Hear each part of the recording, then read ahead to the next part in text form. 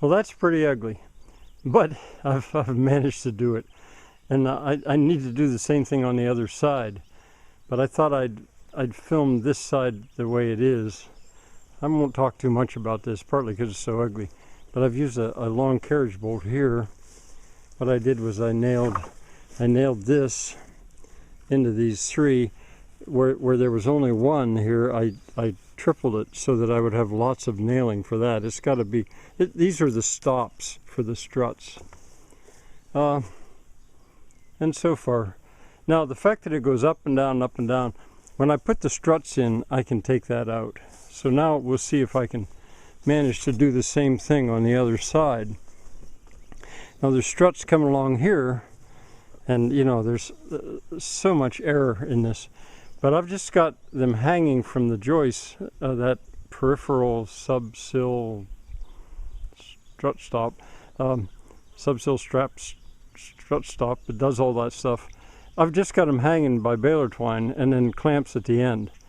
And what I'll do is I'll nail these first. I'll nail these up in first with probably 6-penny nails. And there's one over here. And then I'll sling this longer piece underneath, and I'll nail it up into everything with, I think they're 10-penny box nails. And then where the clamps are, the C-clamps, I'll put 2 long carriage bolts.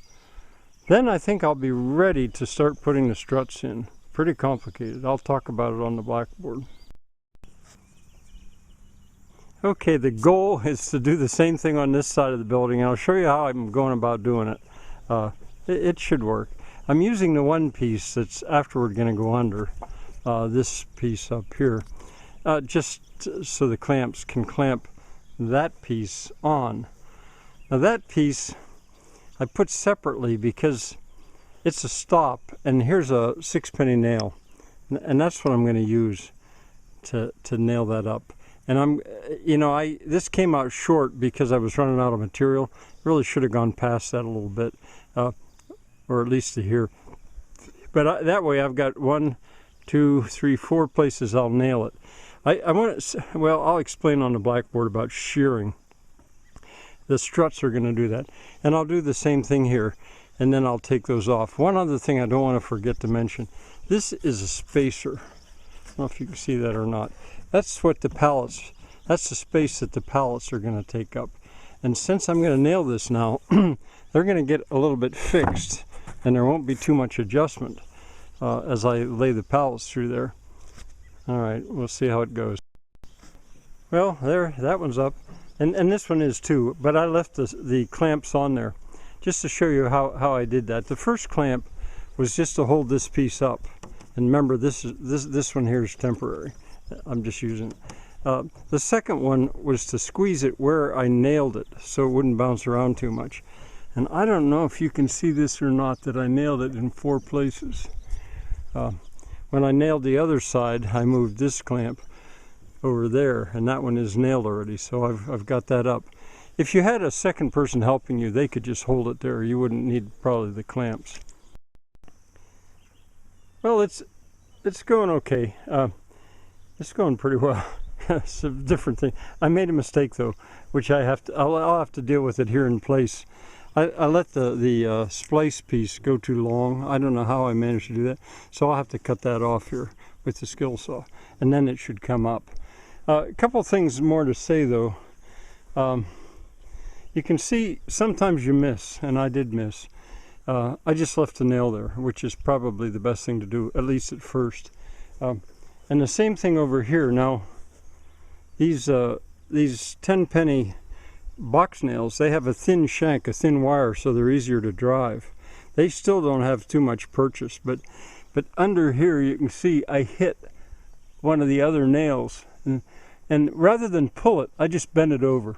I could pull it later if I wanted to, but I think a lot of times you do more damage trying to pull it. One other thing I want to say, this material is so crooked. This pine, I don't know if you can see down there, that lower piece is so crooked, but this kind of construction is so forgiving that you can get around that. There we go. I got it. Don't be alarmed at like things like this joist is leaning. Don't be alarmed at that. It's that's not a problem. And also don't be alarmed if you see that this is slightly dippy or not quite a straight plane. No problem. Don't be alarmed at that. I'll actually use that to show something about clinching nails and what you do with that. Sighting along the edge. It's not perfect. It's not bad. And as far as the dips are concerned, see, now I'm ready to put the struts in. Any given strut is going to go from a stop to a stop. Or on this side from a stop.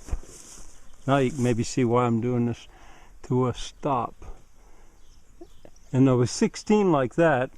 And there'll be still 4 more that'll go from a stop to a stop, which I have yet to construct. All right, see you later.